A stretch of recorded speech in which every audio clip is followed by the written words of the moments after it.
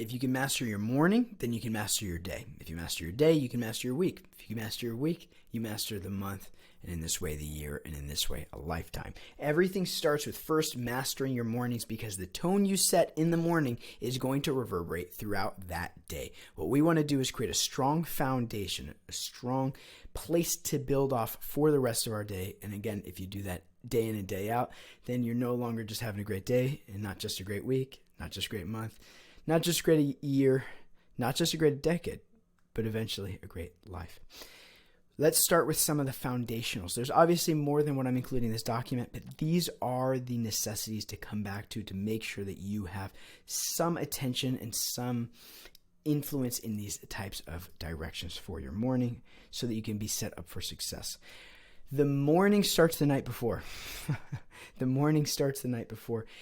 If I had a dime for every time I heard someone say something along the lines of, I would wake up early, but then I'm not going to get enough sleep, or whatever the case might be. If you simply get to bed on time, you're going to wake up on time. Now, if you need to catch up for a couple of days, that's slightly different, of course. But this number one habit, if you can do this, inevitably you're going to feel better in the morning because you're going to get enough sleep, and you're actually going to get everything done in the day. Everything you're going to be able to get done in the day. Assuming that you can have some type of a regular life, and if you can't, change your life in such a way so that you can have some more regularity and routine, because your body, mind, your physiology and psychology will thank you for it. Start with having a bedtime. The earlier the better. It's just that simple. By 9 o'clock, 10 o'clock, 11 o'clock, the later it gets, the less quality your sleep is going to be ultimately, and then inevitably later you're going to be waking up. Make sure you have a set bedtime, that you are in bed, and even that we could break down. We might make a whole nother exercise in terms of winding down actually how to fall asleep at night. But in simple, set yourself up for success. If you need to be asleep by 10 o'clock to wake up by 6 or whatever your ideal waking time is, then figure out what do you need to do before 10 o'clock to make sure you're in bed with your eyes closed by 10 o'clock. And like this, you can just reverse engineer it. So always start there, because if you're going to bed too late, why would you even contemplate waking up early? It's just going to exhaust you and wake up.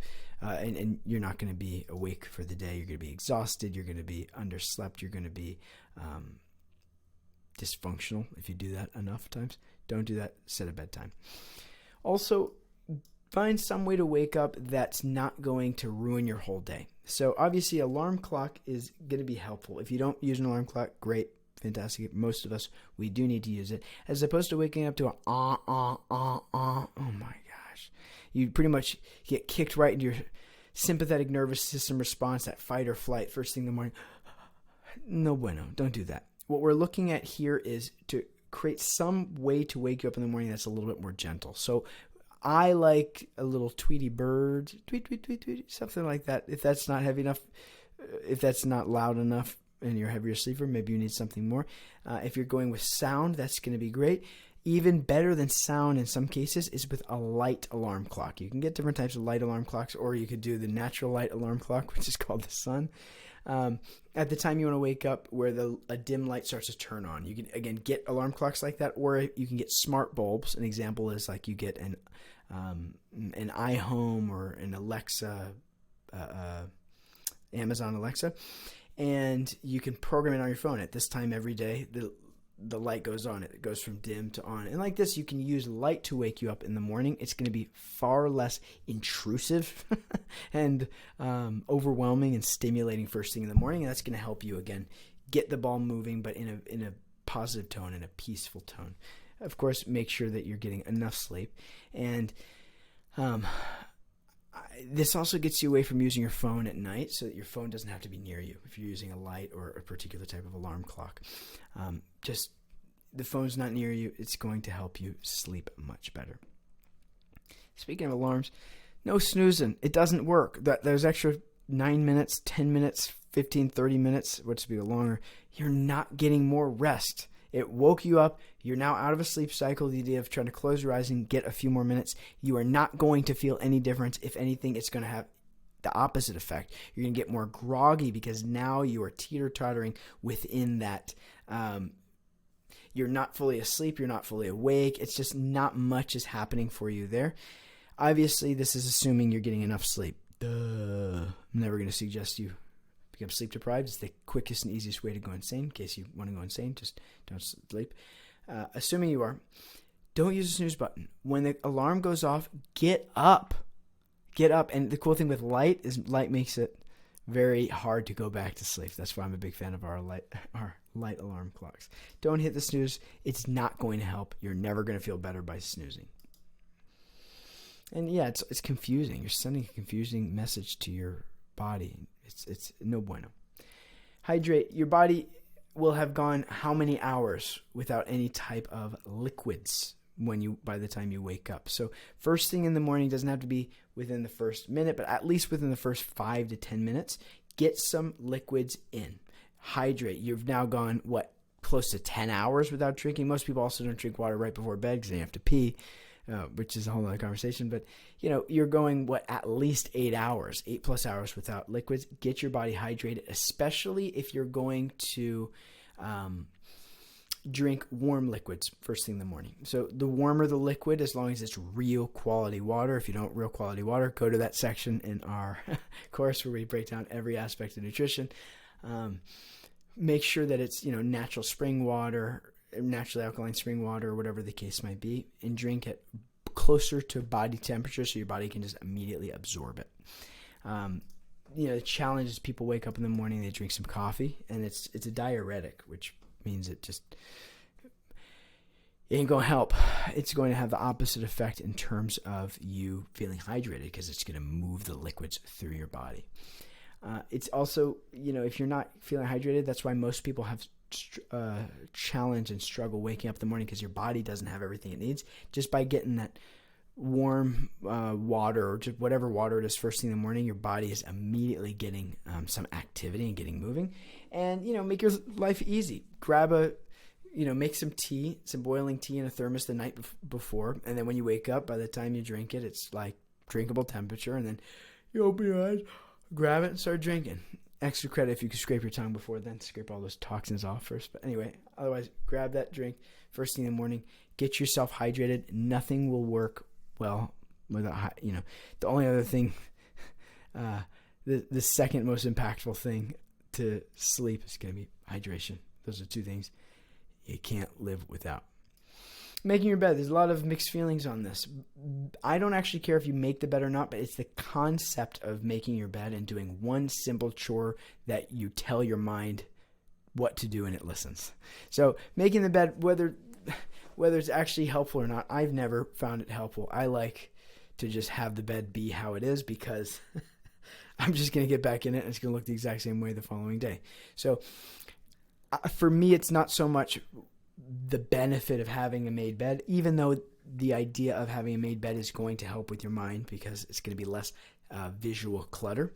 It's more or less picking a task in the morning that's going to give you a sense of controlling the mind and discipline that's going to be able to carry that sense throughout the day. If you start with the sense of, I'm just going to do this because it's the right thing to do, it's what I've decided to do, it's going to permeate again throughout the rest of your day. What to speak of, feeling of accomplishment. It's going to be like, I did it. You might not have that conscious thought, but subconsciously there's a feeling like I'm getting stuff done. You're starting your day with getting stuff done. What to speak of the visual clutter, the visual noise, get that out. Just make it easy on the eyes. If you're not getting sunlight in your eyes, or at least some type of light in your eyes first thing in the morning, your body is going to get very upset with you over time, and you're ultimately going to wind up getting a bunch of negative side effects. Your body is based off of around a 24-hour cycle of biorhythms, and including the circadian rhythms, which we touched on earlier. If you are not getting outside and getting light in your eyes, then your brain is not getting that proper information it needs for resetting these biorhythms and these circadian rhythms.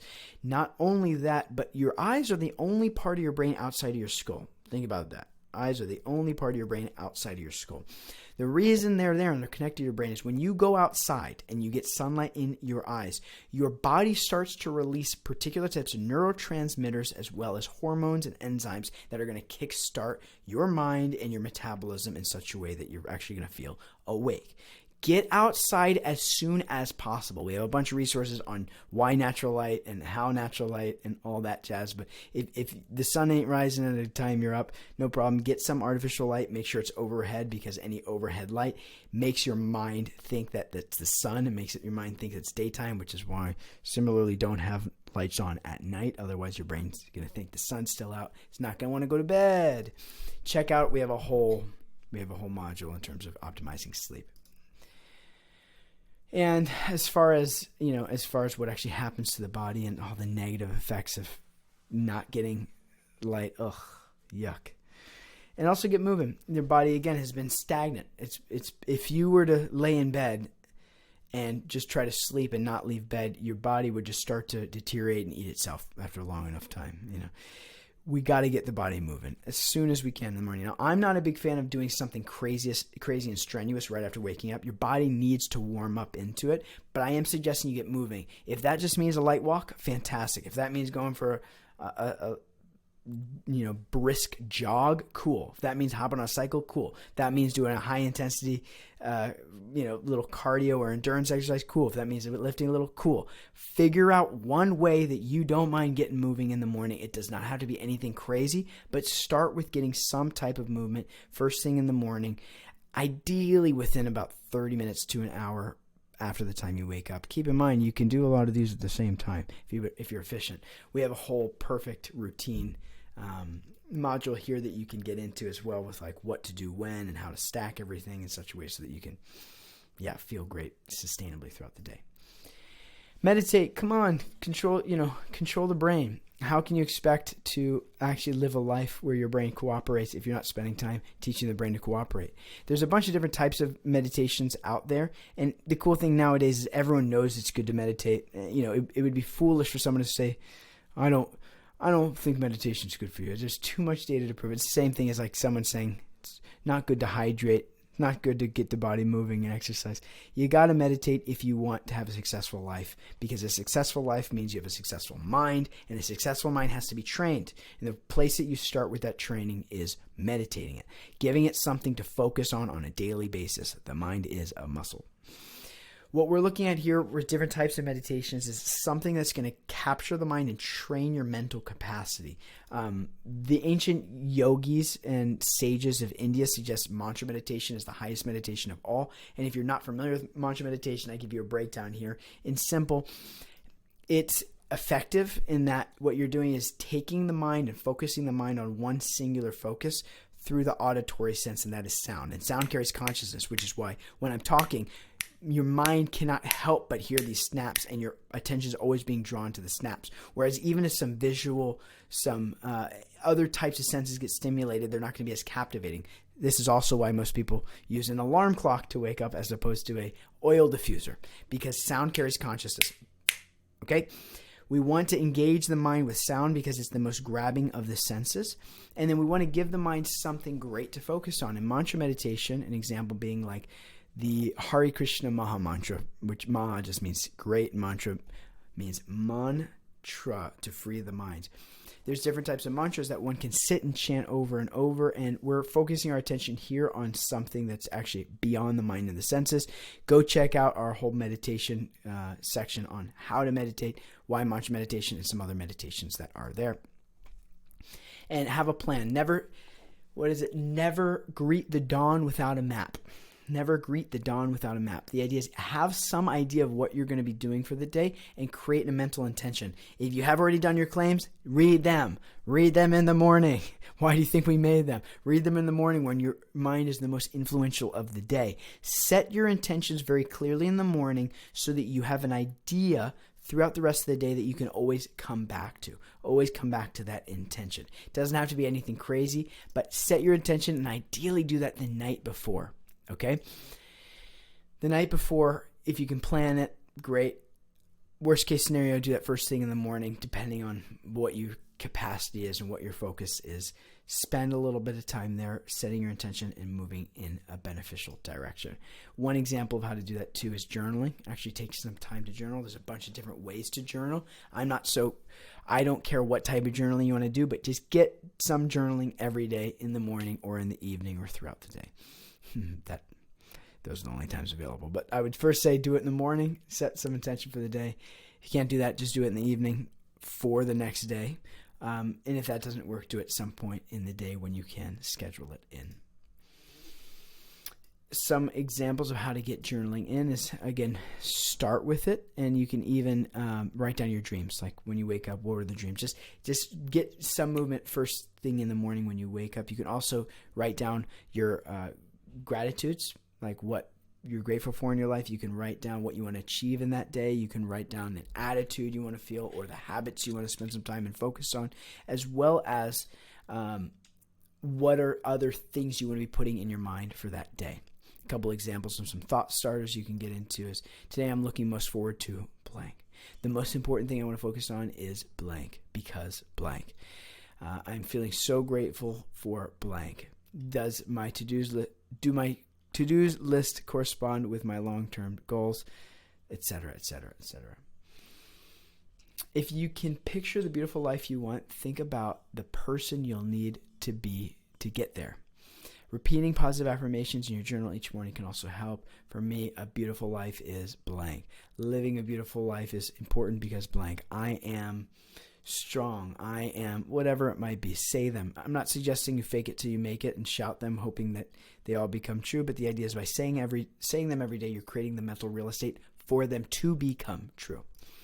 And then the last one that I encourage here, and these are some kind of 10 non-negotiables for me. Take action towards your dreams. And what that looks like is, in order to make what you want and desire a reality, is you have to spend some time every day focusing on that and being very deliberate and conscious there. In the morning, when you are in this most influential mental space, you have a type of, the ether is still. There's a lot of space first thing in the morning. Take that time when the ether is still, which is why it's the best time to meditate and whatnot, to actually do what it takes, that you have that kind of alone time, because most people are not up when, first thing in the morning, to get done the things that are actually going to propel you in a positive direction. For each of you, this is going to be a little bit different, but note them. Note, what are the habits, what are the things that I need to be doing every day so that one day I can say I did the thing I wanted. What does that look like? Make a note of it, write it down, and spend a little time, especially in the morning when you're in that influential, pretty much brainwave is what it is, and hit it. It doesn't have to be more than 5 minutes. It could be 2 minutes. It could be 10 minutes. It could be 30 minutes. Whatever it is, spend a little time here. If you do these 10 non-negotiables, I can guarantee you, if you could pick 5 of them, you can pick 2 of them, you can pick all 10 of them. If you start to do them, there's 100% chance you are going to feel better throughout the day. You don't believe me? Go try them, and you have to try to prove me otherwise. I'm absolutely confident in this. And if you have questions on each of these, go into our section where we break them down in our course portal, everything from sleep to nutrition to exercise, etc., to sunlight, and start to get familiar with some of these concepts and have fun. And if you have questions, as always, all you ever have to do is reach out and ask, because we would love to get you situated on each and every one of these routines. Have a great morning.